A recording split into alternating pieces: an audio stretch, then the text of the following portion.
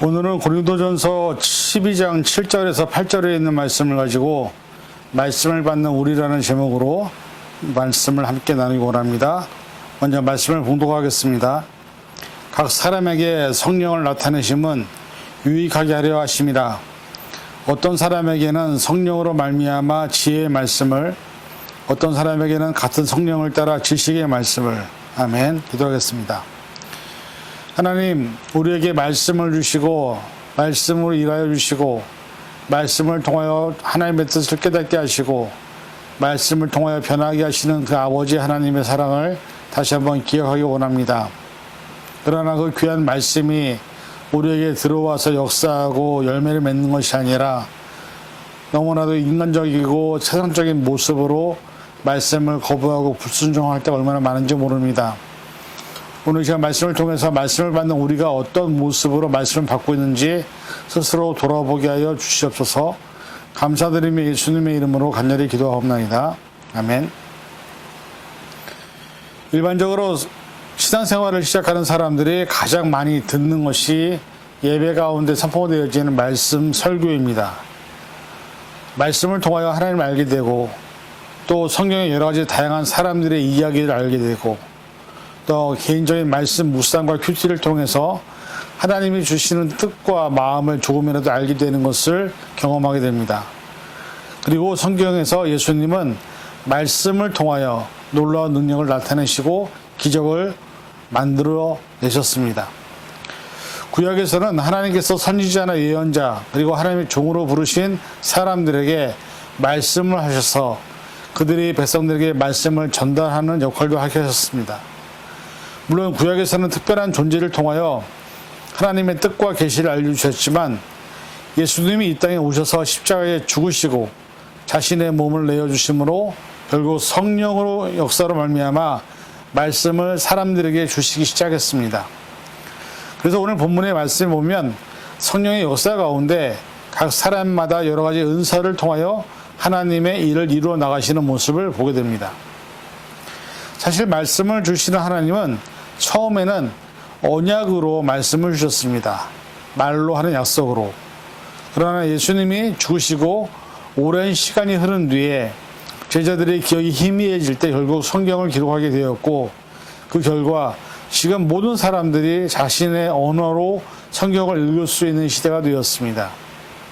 물론 이 세상에는 아직도 미전도 종족이나 혹은 또 수많은 나라에서 글을 알지 못해서 성경을 읽지 못하는 사람들이 많이 있지만 어쨌든 한국이나 미국에 살고 있는 대한민국 국민들은 대부분 성경을 스스로 읽을 수 있는 민족이 되었습니다. 그런데 시대의 흐름과 변화에 따라 이제는 눈으로 읽는 것보다 영상을 통하여 말씀을 전하는 목사님들의 설교를 들을 수 있는 시대에 우리는 와 있습니다. 지금도 유튜브나 여러 가지 인터넷 방송을 통해서 수많은 설교가 나오고 있습니다. 언제든지 어디에서나 우리는 말씀을 들을 수 있는 시대에 살고 있다고 해도 과언이 아닐 것입니다. 그래서 사실 시대적으로 과학적으로 문명의 발달은 더 많은 선택과 결정을 통해 말씀을 들을 수 있는 시대가 되었지만 사실 예전과 같이 말씀을 듣고 뜨겁게 회개의 역사가 일어나거나 혹은 또 삶의 변화가 일어나는 완전히 다른 사람으로 변화되는 그런 놀라운 모습들은 예전과 같지 않음을 우리가 인정하게 됩니다. 예전보다 말씀은 풍성해지고 수많은 말씀들이 넘쳐나는 시대에 예전에는 교회를 가야만 또 내가 힘들고 어렵게 그 환경에 있어야만 들을 수 있었던 말씀이 이제는 아무 때나 어디서든지 말씀을 들을 수 있음에도 불구하고 옛날과 같이 뜨거움 또 놀라운 부흥의 역사를 보기 쉽지 않다는 것을 우리는 잘 압니다. 분명 거기에는 이유가 있을 것입니다. 저는 이런 모습이 나타나는 이유는 우리가 잘 알다시피 로마가 기독교를 박해할 때는 얼마나 많은 순교자들의 죽음과 피가 있었는지 모릅니다. 그리고 그 박해와 핍박 속에서 기독교는 더욱 풍성하고 왕성하게 열매를 맺었습니다. 이러한 현상은 일제강점기 때에도 또 6.25 전쟁 때에도 한국의 초창기의 선교사님들이 한국에 들어와 있었던 어떻게 보면 기독교 역사적으로 참으로 힘들고 어려운 시기에 일어난 일들이었습니다. 그런데 기독교는 이상하게도 그러한 억압과 핍박 그리고 고난 속에서 더욱더 빛이 나고 더욱더 많은 풍성한 열매를 맺는 믿음의 종교임을 우리는 역사를 통해서 보게 됩니다. 그 후에 로마가 기독교를 공인하고 이제는 자유롭게 신앙의 자유를 인정한 때부터 기독교는 타락하고 신앙과 믿음이 약화되는 모습을 보게 됩니다. 이러한 모습은 역사에서도 똑같이 나타나는 현상입니다. 기독교가 역사적인 배경과 상황에서 핍박과 고난과 순교가 있을 때에는 더욱더 풍성하게 믿음의 열매가 나타나지만 그런 것들이 이제 자유로워지고 더 이상 어떤 것도 박해를 당하지 않는 핍박이 없는 곳이 있을 때 기독교는 결국 타락하고 나락으로 떨어지는 모습을 우리는 보게 됩니다. 코로나 팬데믹으로 인하여 새롭게 다가온 온라인 시대, 더 이상 교회 가지 않아도 주일이 일찍 일어나 준비하는 번거로움이 없어도 여러 사람들의 시선을 의식하지 않아도 되는 자유롭고 편안한 환경에서 예배를 드리는 상황을 만들어 주었지만 이런 환경과 상황은 신앙의 나태함과 게으름, 심지어는 현재 상황이 우상이 되어버려서 더 이상 하나님께 나아가지 않고 내 개인적인 안락함을 붙잡는 환경을 우리는 만들고 있습니다. 집에서 편하게 편한 옷을 입고 때론 누워서 설교를 듣고 있는 그런 우리의 잘못된 말씀을 받는 모습들이 만들어 버렸습니다. 성경에서도 이미 말씀을 듣는 사람들의 모습이 여러 가지 다양하게 나타나는데 중요한 것은 말씀을 듣는 사람들의 반응과 결과가 전혀 다르다는 사실입니다. 그래서 오늘부터 몇 주 동안 말씀을 듣는 사람들의 모습을 성경을 통해서 보면서 과연 우리는 어떻게 말씀을 받아들이고 있는지 우리 스스로를 돌아보는 시간이 되기를 원합니다. 첫째, 말씀을 듣고 찬송하는 사람들이 있습니다. 세상에는 다양한 사람들이 함께 모여 살아가는 곳입니다. 우리가 아직도 미스테리인 것은 하나님의 놀라운 섭리이기도 하지만 이 세상에 존재하는 사람 중 지분이 똑같은 사람은 아무도 없습니다. 심지어 쌍둥이라고 할지라도 한 빛으로 태어난 형제들끼리도 서로 다른 것처럼 말씀을 받는 사람들의 모습은 천차만별입니다. 그중 하나님께서 가장 기뻐하시는 사람은 아마도 하나님의 말씀을 듣고 찬송하는 사람이 아닌가 싶습니다.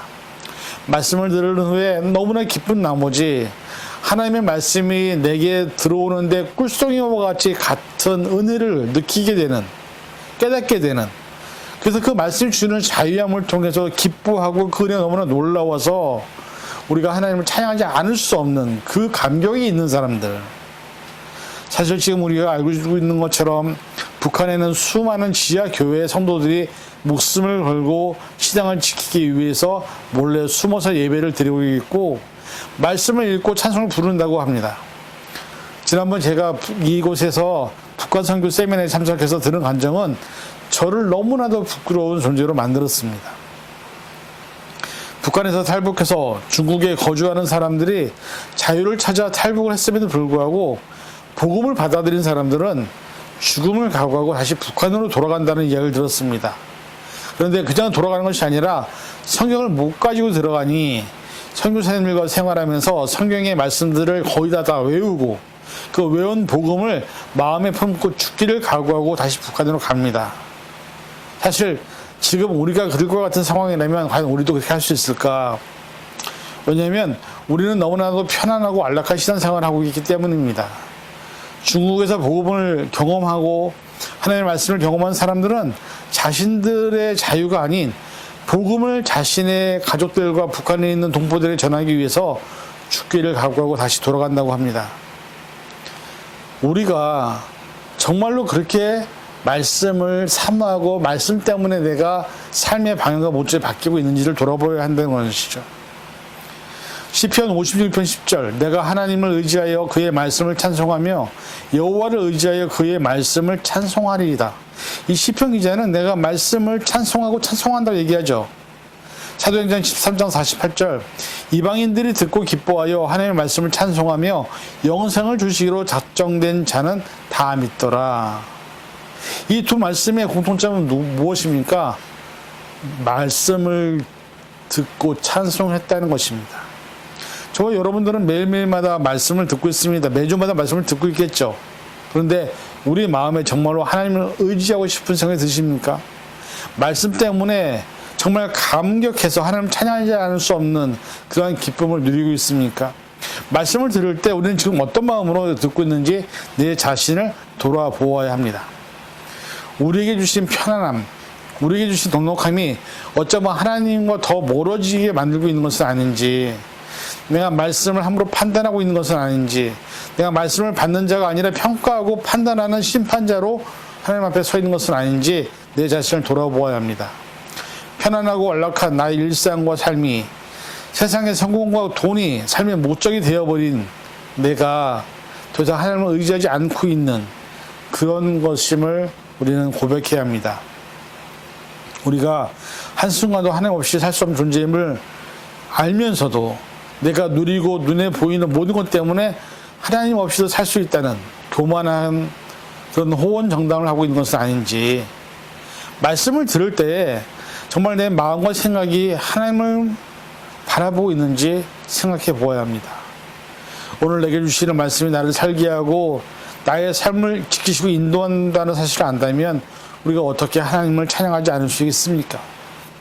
사실 오랜 시간 동안 신앙생활을 했다는 그 사실은 내 믿음의 깊이가 얼마나 깊은지를 드러내는 것이 아니라 어쩌면 내가 얼마나 의식적으로 가식적으로 하나님과 상관없는 나를 위한 신앙생활을 하고 있는 것인지 돌아보는 잣대가 아닌가 생각이 됩니다.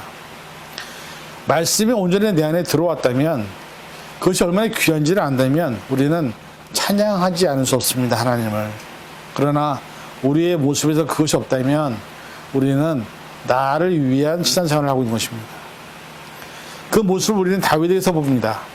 빼앗겼던, 이스라엘의 빼앗겼던 법궤가 돌아오는 장면에서 우리가 잘 아는 바와 같이 다윗은 하의가 벗겨지는, 정말 왕으로서 체면이 떨어지는, 그럼에도 불구하고 너무나 기뻐서 춤을 추는 장면이 나옵니다. 사무엘하 6장 14절에서 21절, 다윗이 여호와 앞에서 힘을 다하여 춤을 추는데 그때 다윗이 배에 에봇을 입었더라. 다윗과 온 이스라엘 족속이 즐거이 환호하며 나팔을 불고 여호와의 궤를 메어오니라. 여호와의 궤가 다윗 성으로 들어올 때 사울의 딸 미갈이 창으로 내다보다가 다윗 왕이 여호와 앞에서 뛰놀며 춤추는 것을 보고 심중에 그를 업신여기니라. 여호와의 궤를 메고 들어가서 다윗이 그것을 위하여 친 장막 가운데 그 준비한 자리에 그것을 두매 다윗이 번제와 화목제를 여호와 앞에 드리니라. 다윗이 번제와 화목제를 드리기를 마치고 만군의 여호와 이름으로 백성에게 축복하고 모든 백성 곧 이스라엘 무리에게 남녀를 막론하고 떡 한 개와 고기 한 조각과 건포도 떡 한 덩이씩 나누어 주매 모든 백성이 자기 집으로 돌아가니라. 다윗이 자기와 자기 가족들에게 축복하러 돌아오매 사울의 딸 미갈이 나와서 다윗을 맞으며 이르되 이스라엘 왕이 오늘 어떻게 영화로운지 방탕한 자가 염치 없이 자기의 몸을 드러내는 것처럼 오늘 그의 신복의 계집종의 눈앞에서 몸을 드러냈었도다 하니 다윗이 미갈에게 이르되 이는 여호와 앞에서 한 것이라. 내가 그 아버지와 그의 온 집을 버리시고 나를 택하사 나를 여호와 백성 이스라엘 주권자로 삼으셨으니 내가 여호와 앞에서 뛰놀리라. 미갈이 다윗이 옷이 벗겨진 것에 대해서 문책을 하지만 다윗은 뭐라고 말합니까? 내가 여호와 앞에서 내가 뛰놀리라, 찬양하리라, 춤을 추리라 말씀하고 있습니다. 여호와 앞에서 뛰노는 다윗의 모습이 말씀을 받는 우리의 모습이 되어야 할 줄 믿습니다. 우리가 말씀을 받는다면 하나님은 우리가 뛰놀고 찬양하는 그 모습을 통해서 기뻐하지 않을 수 없습니다. 우리가 말씀을 듣고도 아무런 느낌도 없고 아무런 생각도 없고 아무런 반응도 없다고 한다면 그 말씀을 받는 우리의 모습을 보시면서 얼마나 슬퍼하시겠습니까? 간절히 바라는 것은 말씀을 받고 하나님을 찬양하는 저와 여러분이 될 수 있기를 바랍니다.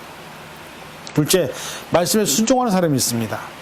성경에 등장하는 사람들을 보면 크게 두 가지로 나뉘는데 첫 번째 부류는 하나님의 말씀에 순종해서 하나님의 도구로 쓰임을 받기도 하고 여러 가지 능력과 권능을 나타내기도 하고 때로는 말씀을 전하는 존재로 그렇게 말씀에 순종하는 사람들이 있습니다. 그러나 다른 부류는 말씀을 들어도 여전히 불순종하는 사람들이 있다는 것이죠. 그래서 성경에서는 하나님께 쓰임을 받은 사람들은 순종의 사람들이고 쓰임을 받지 못한 사람들은 대부분 불순종의 사람들입니다. 그렇다면 과연 우리는 수없이 많은 설교를 듣고 매주마다 말씀을 들었는데 우리는 말씀에 순종하는 사람입니까? 아니면 불순종하는 사람들입니까? 말씀을 들었어도 나와랑 아무 상관없이 그 주일에 들은 말씀을 잃어버린 채 살아간다면 우리는 불순종하는 사람들일 것입니다. 말씀을 통해서 가장 큰 기쁨을 맛보았던 사람이 누군가? 아마도 베드로가 아닙니까 생각이 됩니다. 누가복음 5장 4절에서 6절 말씀을 마치시고 시몬에게 이르시되 깊은 데로 가서 그물을 내리러 고기를 잡으라. 시몬이 대답하여 이르되 선생님 우리들이 밤이 새도록 수고하였을 때 잡은 것이 없지만은 말씀에 의지하여 내가 그물을 내리리다 하고 그렇게 하니 고기를 잡은 것이 심히 많아 그물이 찢어지는지라. 우리가 잘 아는 바와 같이 베드로는 직업이 어무입니다. 누구보다 고기를 잘 알고 어떤 곳에서 고기를 잡는지를 잘 알고 있는 고기만 잡는 어부였습니다. 그런데 어느 날 밤새 고기를 잡아도 한 마리도 못 잡아서 정말로 날이 밝았고 축 처진 어깨로 그물을 씻고 있는데 베드로에게 한 청년이 다가오죠. 생전 처음 보는 젊은 청년이 다가와서 그물을 씻고 있는 베드로에게 깊은 데로 가서 그물을 내리려고 합니다. 사실 어부의 지식에서 깊은 곳에는 고기가 별로 없습니다. 그런데 베드로는 얼마나 당신이 고기를 잡아보았냐고 내가 이곳에서 얼마나 고기를 많이 잡았는지 아느냐고 따지지 않았습니다. 말씀을 들은 베드로는 내가 밤새도록 고기를 잡으려고 했지만 잡지 못했습니다 라고 고백하면서 뭐라고 말합니까? 말씀에 의지하여 그물을 내리겠다고 하면서 순종을 합니다. 결국 베드로는 아무런 기대하지 않았지만 말씀에서 말한 것처럼 그물을 내려서 다시 올렸을 때 그물이 찢어지도록 많은 고기를 잡았고 자신의 힘으로 그것을 끌어올릴 수 없어서 친구들을 부탁해서 함께 그물을 끌어올렸다고 성경에 기록하고 있습니다. 여기서 만약 베드로가 내가 더 잘 안다고 깊은 곳에는 고기가 없다고 하면서 그물을 내리지 않았다고 한다면 이 찢어질 것 같은 많은 고기를 잡아보는 경험을 베드로는 하지 못했을 것입니다. 그러나 말씀에 순종하여 깊은 곳에 그물을 던졌기 때문에 베드로는 자신이 지금까지 경험하지 못한 놀라운 기적을 경험할 수 있었던 것이죠. 우리가 여기서 한 가지 생각해 볼 것이 있습니다. 말씀에 순종할 때 놀라운 경험을 하게 된다는 사실입니다. 말씀에 순종한다는 것은 내 경험, 내 생각, 내 지식, 내 의지를 다 내려놓을 때 가능하다는 사실이죠. 우리가 말씀에 순종하지 못하는 이유는 바로 이것이 아닐까요? 내 지식, 내 경험, 내 이성이 하나님 말씀보다 더 의지하기 때문에 말씀을 주셔도 우리 스스로 안 돼, 그건 안 될 거야, 불가능할 거라고 판단하고 결정을 내버려 버리기 때문에 말씀에 순종하지 못하는 것입니다. 오늘 우리는 과학적인 사고에 또 의학적인 문명의 수준이 높은 시대에 살고 있다고 해도 과언이 아닙니다. 게다가 인터넷의 발달은 우리가 언제 어디서든지 검색을 하면 그에 대한 답을 들을 수가 있는 시대에 살고 있습니다. 방금과 같은 기적은 현대의 그 어떤 학문이나 기술로도 경험할 수 없는 사건인데 주인공인 베드로가 된 것이 결국 어부의 지식과 경험과 자신의 모든 것을 내려놓고 말씀에 순종했을 때 그 일이 일어난 것입니다. 그렇다면 우리가 이 시간 똑같습니다. 우리가 말씀에 의지해서 순종할 때 얼마나 우리에게 놀라운 일들이 일어나겠습니까? 그런데 우리가 경험하지 못하는 이유는 우리가 이미 알고 있는 지식, 경험, 우리의 머리로 이해되지 않는 부분에 대해서 용납이 안 되기 때문에 우리는 이런 믿음의 능력을 경험하지 못하는 것입니다. 말씀이 주어질 때 우리에게 그 말씀에 대해서 판단하고 정죄하고 말씀이 우리가 아니라고 스스로 얘기하는 것이 아니라 말씀에 복종해서 살아갈 때 우리는 베드로와 같은 놀라운 일들을 경험하게 될 줄로 믿습니다. 어느 통계에서 그런 얘기가 나왔습니다. 부자일수록, 돈이 많을수록, 능력이 많을수록 하나님을 믿을 수 없다라는 얘기가 나옵니다. 왜 그럴까요? 이미 내가 가진 돈이나 환경이나 능력으로도 얼마든지 내 삶의 문제를 해결할 수 있기 때문이죠. 그런데 그 사람들이 예수님을 믿고 하나님을 믿는 유일한 계기가 있습니다. 무엇인지 아십니까? 내 목숨 앞에서, 죽음 앞에서, 또한 의사들도 못 고치는 질병 앞에서 그들은 하나님을 찾고 기도를 하게 되어 있습니다. 왜? 내 죽음의 문제나 질병의 문제는 돈이나 세상 것으로 해결되지 않기 때문이죠. 오늘 저와 여러분들은 정말 말씀에 순종하는 사람들입니까? 아니면 아직도 내가 무엇이든 할 수 있다는 그렇게 믿고 있는 착각을 하고 있습니까? 분명한 것은 베드로와 같이 말씀에 의지하여 이 고백이 우리에게 있을 때 우리에게는 놀라운 능력이 경험되게 될 줄 믿습니다. 그러한 믿음의 십전을 될 수 있기를 바랍니다. 셋째는 말씀에 뿌리를 내리지 못하는 사람들이 있습니다. 말씀을 아무리 받아도 뿌리를 못 내리죠. 우리가 얼마나 수없이 많은 말씀을 들었습니까? 말씀을 들어서 순종한 사람들은 열매를 맺지만 역사가 나타나지만 말씀을 들어도 불순종한 사람들은 절대로 하나님의 역사가 나타나지 않습니다. 복음을 받아들였기 때문에 복음을 받아들인 사람들은 어떻게 보면 세상을 향한 목적이나 방향이 세상이 아닌 하나님을 향해서 바뀌게 되어 있습니다. 그래서 그런 사람들은 이웃을 사랑하고 교회를 세우고 더 나아가 선교를 하는 하나님의 나라와 그의 의를 위해서 애를 쓰는 사람으로 바뀌는 삶으로 변화된다는 것이죠. 그런 사람들이 바로 복음으로 변화된 사람들, 복음을 받아들인 사람들, 말씀에 순종하는 사람들입니다. 마태복음에는 예수님이 비유하신 비유 중에 4가지 밭의 비유가 있습니다. 길가에 뿌린 씨앗, 돌밭에 떨어진 씨앗, 가시떨기 나무 위에 떨어진 씨앗. 근데 이 세 밭의 공통점 뭐냐? 뿌리를 내리지 못했다는 것이죠. 마태복음 13장 17절에서 23절 내가 진실로 너에게 이르노니 많은 선지자와 의인이 너희가 보는 것들을 보고자 하여도 보지 못하였고 너희가 듣는 것들을 듣고자 하여도 듣지 못하였느니라. 그런즉 씨 뿌리는 비유를 들으라. 아무나 천국 말씀을 듣고 깨닫지 못할 때에는 악한 자가 와서 그 마음에 뿌려진 것을 빼앗나니 이는 곧 길가에 뿌려진 자요 돌밭에 뿌려졌다는 것은 말씀을 듣고 즉시 기쁨으로 받되 그 속에 뿌리가 없어 잠시 견디다가 말씀으로 말미암아 혼란이나 박해가 일어날 때 곧 넘어지는 자요. 가시떨기에 뿌려졌다는 것은 말씀을 들으나 세상의 염려와 재물의 유혹에 말씀이 막혀 결실하지 못하는 자요. 좋은 땅에 뿌려졌다는 것은 말씀을 듣고 깨닫는 자니 결실하여 어떤 것은 100배, 어떤 것은 60배, 어떤 것은 30배가 되느니라. 이 4가지 밭 중에서 뿌리를 내지 못하는 길가, 돌밭, 가시떨기.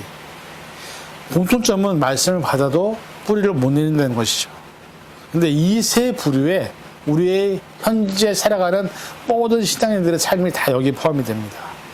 대부분의 사람들은 이 3가지 범주 안에서 절대 벗어나지 못합니다. 그래서 오랫동안 교회를 다니고 성경을 많이 읽고 신앙생활을 열심히 했다고 하더라도 여전히 열매 없는 삶을 살게 되는 것이고 믿음과 상관없는, 복음과 상관없는 세상적인 삶을 살게 되는 것이죠. 저와 여러분들은 지금 현재 어떤 밭으로 살고 있습니까? 내가 오랫동안 신앙생활을 했고 믿음생활을 했음에도 불구하고 내가 바라고 원하는 것이, 추구하는 것이 아직도 세상적인 성공이나 사람들이나 환경이나 상황을 의지하고 있다면 우리는 여전히 3가지 밭처럼 뿌리를 내지 못한 신앙을 갖고 있는 것입니다. 그러나 결실을 맺은 옥토바 같은 밭을 맺은 사람들은 그 삶을 통해서 예수님의 제자를 만들고 그리스도의 향기가 나고 또 여러 상황과 환경 가운데서 말씀과 기도로 선택과 결정을 하는 사람들, 어떤 상황에서든지 말씀에 순종하는 사람들이 바로 뿌리를 내리는 사람들의 삶이라는 것입니다. 우리는 매일 온라인상으로 얼마든지 말씀을 들을 수 있는 시대에 살고 있습니다. 기독교 박해가 있는 시기도 아니고 종교의 자유와 권리가 있는 나라에 살고 있습니다. 그런데 아직도 전 세계는 하나님을 믿는다는 이유만으로, 성경을 가지고 있다는 이유만으로, 복음을 믿는다는 이유만으로 얼마나 많은 사람들이 핍박과 억압과 고난을 당하고 있는지 모릅니다. 그 대표적인 나라가 북한과 중국이죠. 이슬람 문화권에서도 수많은 사람들이 선교의 피를 흘리고 있습니다. 우리의 문제는 내게 주어진 축복과 은혜가 주어졌음에도 불구하고 내가 누리고 있는 것이 얼마나 귀한지, 얼마나 놀라운 것인지를 모른다는 것입니다. 골로새서 2장 6절 7절 그러므로 너희가 그리스도 예수를 주로 받았으니 그 안에서 행하되 그 안에 뿌리를 박으며 세움을 받아 교훈을 받은 대로 믿음에 굳게 서서 감사함을 넘치게 하라. 예수 그리스도 안에서 삶을 살고 믿음의 뿌리를 내리고 그리스도의 반석 위에 믿음을 굳게 서라. 세상의 흐름에 흔들리지 마라. 그리고 감사함을 넘치게 하라. 말씀을 받은 자들에게 주신 명령입니다. 우리가 이렇게 살고 있습니까?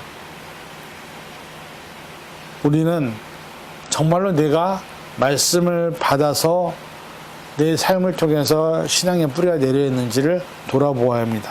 그렇지 못하다라면 이제부터라도 뿌리를 내리는 삶을 살아야 합니다. 그래서 우리의 삶을 통해 하나님께 헌신하고 우리의 삶을 통해서 하나님의 나라가 확장되고 우리의 삶을 통해서 제자들이 더 늘어나는 삶을 살아야 합니다. 결론을 맺습니다. 성경에는 말씀을 받은 사람들의 다양한 모습들이 존재하는데 오늘 세 가지 모습을 살펴보았습니다. 간절히 바라는 것은 다윗과 같이 말씀을 받고 말씀의 능력과 기쁨 때문에 찬송할 수 있는 심령들이 되기를 바랍니다. 또한 베드로와 같이 내 지식과 내 경험과 내 자아를 내려놓고 말씀에 순종함으로 놀라운 기적과 능력을 경험하는 심령들이 되기를 바랍니다. 또한 말씀의 뿌리를 깊게 내려서 세상적인 상황과 환경 앞에서도 믿음으로 흔들리지 않는 심령들이 되셔서 우리의 삶을 통해 성령의 열매가 맺어지는 귀한 믿음의 시민을 될 수 있기를 간절히 축원을 드립니다. 기도하겠습니다. 사랑해 주님, 우리가 말씀을 받는 자들로 어떻게 살 것인지를 돌아보았습니다. 다윗과 같이 베드로와 같이 또 말씀의 뿌리를 내려서 많은 열매를 맺을 수 있는 삶이 되게 도와주옵소서. 감사드리며 예수님의 이름으로 간절히 기도하옵나이다. 아멘.